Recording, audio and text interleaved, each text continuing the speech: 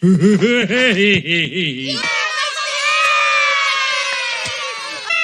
nigger is fucking up CrunchyRoll. It's all just an act. Stop! Stop! He's already dead. Alright, quick breakdown. Today we're discussing the following topics. Digi Bro from the anime analysis community, Lily Peet's glass of water sulk, CrunchyRoll, an anime streaming service, High Gaurdian Spice, an anime made from CrunchyRoll, Manga Kamen, a high-ranking cinnamon roll from the commentary community, Lio Convoy reviews, an alleged alt-writer YouTube personality, though I must confess, I'm pretty sure he's not. He's not even pure white, so take that remark with a grain of salt. She-Ra, that's the Princess of Power reboot, the mysterious Mr. Enter, a reviewer of American cartoons, and Lolacon, which happens to be on Digibro's lists of things that he pleasures himself to, as well as something that CrunchyRoll streams for, which Lily Pete thinks it's okay for a company to quote-unquote sell what he feels is child porn, but not an individual to watch it apparently. Also, the Brony fandom's good friend and mine Vita, who will keep looking at his shoes the whole time when his friend Lily fucks this up and not say a fucking thing, because holding your friends to higher standards, blah, blah, blah.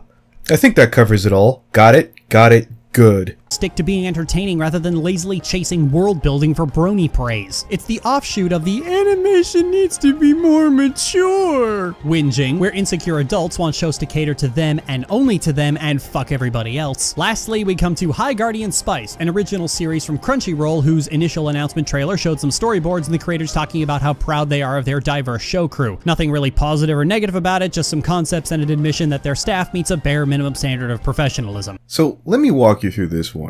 Jerry, this is growing around. It's an animation that the mysterious Mr. Ender showed some storyboards and showed him gushing over his project, dream, yada yada. There are countless videos tearing that apart, that being growing around, which I assure you there are plenty of people on the left, hi, how you doing, as well as on the right, whose thoughts generally are tantamount to, hey, either this looks like or is crap. But that didn't stop the tears! You see, if Western cartoon fandom has a man-child problem, Japanese cartoons are almost entirely surviving off their man-child problem. And this announcement was met with a torrent of sobbing and whining from people who think CrunchyRoll is breaking their promise that the subscription fee is going to support the anime industry and tacitly ignoring that CrunchyRoll has investors, sponsorships, and a parent company that they get additional funding from. They also failed to grasp that an original series that doesn't carry the stink of most Japanese cartoons will likely bring in new subscribers and thus provide more funding to keep shoveling more crappy softcore porn into the weebs' faces. There's a handful of other complaints, but they all come back to the same thing. People are angry that CrunchyRoll is making an original series, and if these videos are anything to go by, they wouldn't be anywhere near as furious if the creators hadn't mentioned the dreaded D and R words, and oh my god, someone has short pink hair! I'm not exactly why the cyber Nazis hate women with short, brightly colored hair, but it's probably for stupid reasons.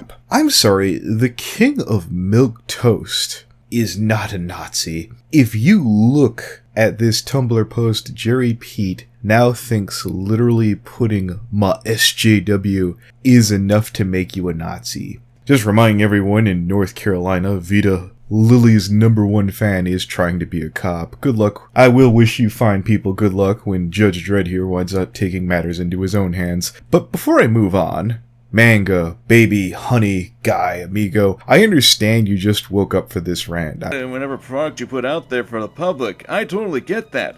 But this comes off as saying as other studios don't take pride in such and... Hold on, I jumped into this without an introduction. Damn it. So hi! Manga Kamen here with another bit of a rant video. So if you don't know what this is, High Gaurdian Spice is a CrunchyRoll original show, touting itself as an original anime. Or something like that. It's a show that's set to come out in 2019, and I'm giving my honest thoughts on what we've seen on the actual show. I've seen more gusto and gumption out of mundane Matt. I'm a full-time YouTube news commentator. My job is to head out there into the wilds of the internet to pluck the most interesting, newsworthy stories of the day and talk about them. And they're not all just one subject. I do what I like to call a Scattershot. And if I'm wrong, let me know down below. Nadir of this whole shit show is Digibro, a former MLP YouTuber turned creepy anime cave dweller, who was last seen expressing disappointment that Patreon banned incest, bestiality, and child pornography. Digibro was a verbose and empty-headed dipshit back when he was doing MLP videos, and that hasn't changed. He's just switched to a medium with a considerably lower barrier to entry and a higher tolerance for stupid bullshit. Digibro has derided High Gaurdian Spice as Tumblr the anime, which is especially telling that it's entirely due to the creator saying the word diversity in their announcement that set him off, and all the other complaints are fished out of a hat to sound less reactionary than it actually is. Well, let's see what Digibro said. Stop fucking around and just give me goddamn anime. Why do I have to look at football players and a bunch of white-ass normie E-list wannabe actors talking about Attack on fucking Titan every time I click on your website? Why does the money which you make such a big deal out of going to the anime industry seem to be getting funneled into a convention and an American animation production so blatantly pandering to Western trends that to even consider it anime-inspired is kind of a laugh? I know literally everyone and their grandma has pointed this out already, by the way, but bragging about having a diverse staff and then also about having a writer's room entirely composed of similar looking white women makes the opposite of sense. Hell, one of Digibro's points is that CrunchyRoll still uses Flash, and Flash is supposedly shutting down. Just remember, in Jerry Peatland, you know, what I don't even have a narrative here. Yes, is Digibro's tastes disturbing at best. That doesn't invalidate his points any more than Stockholm invalidates Jerry's, the Fullacon fanfiction that Pete's written. Hell, one of Digi's complaints is against Barack Obama, who allegedly or arguably led a varying amounts of his followers to harass the pedantic romantic because of her appearance. I could just have been really lazy and said transphobic, but I don't want to sound like Jerry, because most people who get the title transphobic aren't afraid of the people that they're accused of being biased against. One of the fine points that Digi had is if you're going to ride Digi for liking Lolly, and I do kind of make fun of Digi myself for that, CrunchyRoll hosts the same product. Congratulations, Jerry. Did you do a reverse Jim Sterling, whereas Jim Sterling would make an effort to go after a company over an individual for the same issue due to the company being able to influence more people? Well, Pete hand-waved away any of Crunchyroll's culpability whatsoever. Of socially maladjusted outrage for a very long time, Voyager was long seen as the black sheep of the franchise, despite it having more in common with the original Star Trek than Next Generation or Deep Space Nine ever did. But those two shows are superficially intellectual, and as such, going back to its roots in Voyager and boldly going where literally nobody had gone before was seen as stupid and childish. But ironically, it happened a second time when Star Trek Discovery. Lily Pete doesn't have a dog in this fight. And the critique about High Space Academy is more of an afterthought. The fact is, Jerry, that your head is so far up your own ass that you didn't even notice that this individual, that being Digi, is a comment monitoring libtard who's arguably even a bigger SJW than you are, Jerry. Personally, I wouldn't be shocked if Digi puts a minor attracted person on his Twitter one of these days. Not that he is, but I wouldn't be shocked. Which, by the way, despite certain people shrieking at me, this is a liberal, non-conservative agenda, that being minor attracted people. Fight me in the comments. Reactionary than it actually is. I don't buy the excuse that they're just upset that it's not a genuine Japanese cartoon, because most of these deranged fuckers like Ruby, and that's made by Americans as well. And Ruby is even on Crunchyroll. You're not fooling anyone, you stupid sacks of shit. You see, unlike Thundercats Roar, High Gaurdian Spice was just announced with no other material. It's impossible to know what the quality of the show is going to be, or what the content is going to be. But to the knee-jerk crybabies who make up something like 90% of the fans of Japanese cartoons, they just heard the word diversity and just got sent into a torrent of absolutely inconsolable bawling. Ruby, if you had proof that Digi likes Ruby, which, hey, that would be funny if Lily knew something about Digi that I didn't, by all means, but it seems like you couldn't afford any proof here as per normal. Hell, when I was hanging around Digi, he seemed to be pulling away from damn near any kind of a media, near most American media on average for the most part. I've never heard him say it, but then again, I'm not the Ruby expert you are. As for being on Crunchyroll, you are the same guy who wants to send kids to a site that streams Lolicon. Or as you would call it, pedophilia. Or as you would call it, Jerry, child porn. Your words, not mine. The G5 of My Little Pony would have Applejack voiced by a black voice actress, and Equestria Daily had a fucking meltdown about it. Or when Hasbro posted a Pride tweet on the very last day of Pride Month and they had yet another meltdown about it. Rip the sheet off and you'll see what's actually underneath. A bunch of conservative troglodytes losing their shit over the possibility that a cartoon is going to be progressive based on literally fucking nothing. I fail to see how you could possibly lump Digiblow and EQD in the same boat. Fuck, I might as well lump you and Josh Scorcher in the same boat for both being really loud, squeaky white guys. As for people bitching about Pride tweets, what would you have them do, censor it? Oh, never mind, we all know that you want the world to look like your comments section.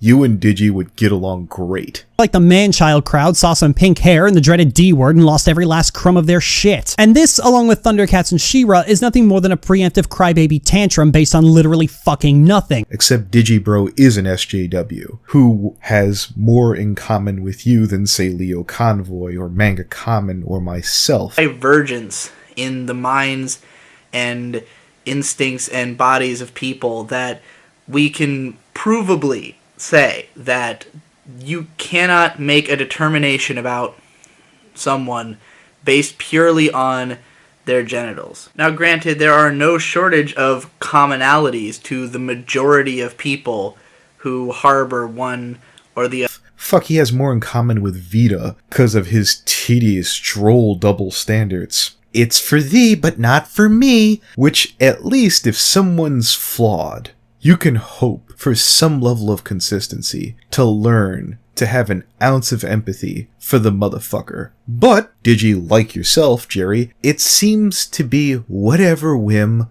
that's crawled up your own ass that day, without an ounce of consistency. A, those with the rose-tinted goggles for Teen Titans will constantly praise it regardless of content and continue stroking the Teen Titans Go hate boner by constantly bringing it up. Or B, they'll see more of the show they actually watched and realize that they were throwing their loaded diapers all over YouTube for years over literally fucking nothing. But hey, Teen Titans Go's massive crybaby hatedom is old news. These days, it's all about the Thundercats, She-Ra, and Crunchyroll for some fucking reason. Thundercats Roar was announced and the collective response from the internet was...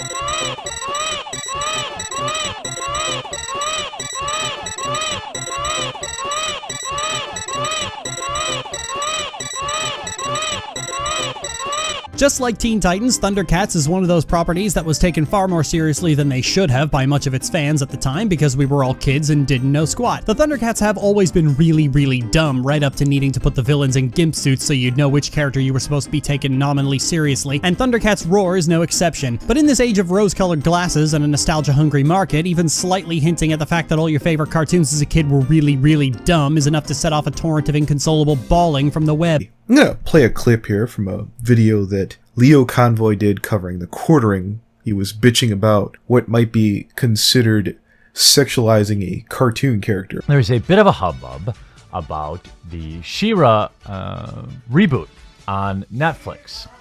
She-Ra, if you don't know, is He-Man's twin sister. Aw, did you Google that? I bet you Googled that.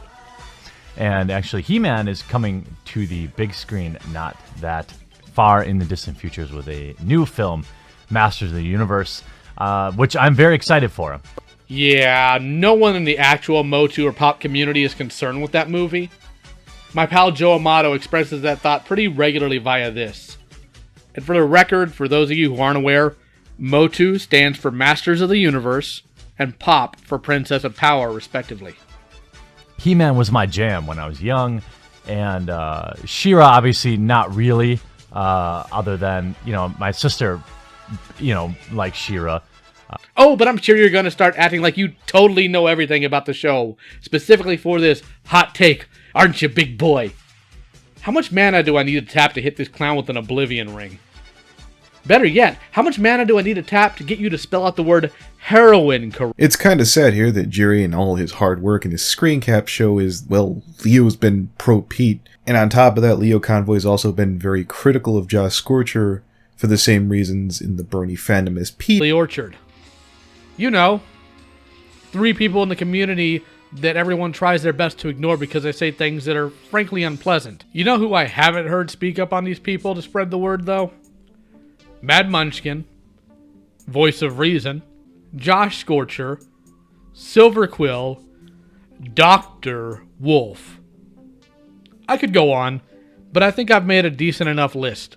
None of you are talking about this. Yes. Hell, most of Leo's complaints are against people bitching about She-Ra. So what's your big hang up about him? How dare he take something from his childhood so seriously? I'm not gonna have a big, massive debate on Thundercats Go. Hell, I watched 2 episodes of the reboot series that the fans are super positive about, but not because I hated it, just wasn't on when I wanted it to be.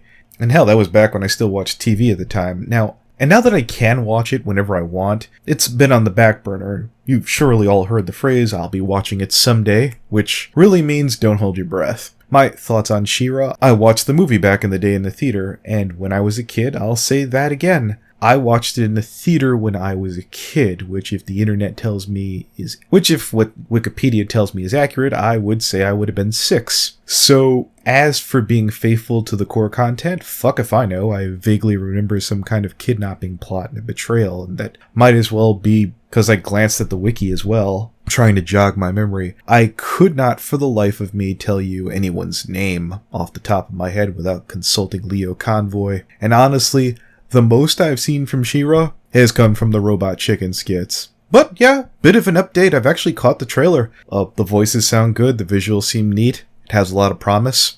But back to the script here. The thing is, Jerry, I'll bet the same, likely even fucking less. My perspective, there seems to be such a backlash that watching She-Ra is some kind of forbidden series, some taboo, that I'm not allowed to watch, which oddly enough, I now feel like I have to check it out. Hell, after all the bitching and pissing and moaning, I was kinda shocked that the damn thing isn't out yet. As for High Gaurdian Spice, I can't believe I'm going to say this, but the mysterious Mr. Enter more or less hit this on the head.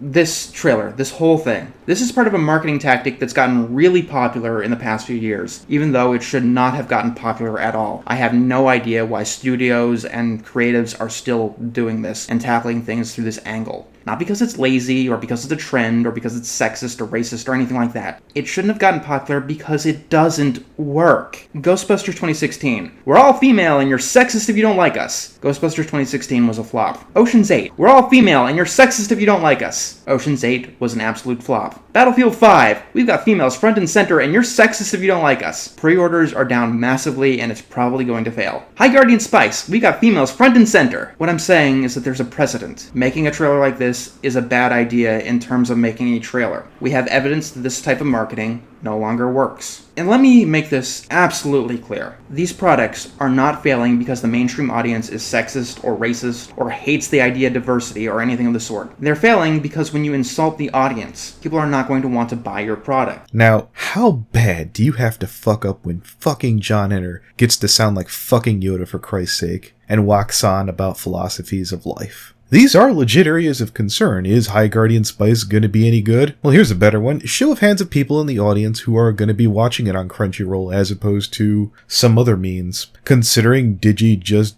got done saying CrunchyRoll is a haven for lolly anime, and yeah, he'd know, and you, Jerry, want kids to go to fucking CrunchyRoll? What was it that Vita said about holding your friends to a higher standard? Oh yeah, it's for thee, but not for me. Thank you. Fuck you. Bye. If you enjoyed anything you saw here, don't forget to Patreon me, link down below in the description.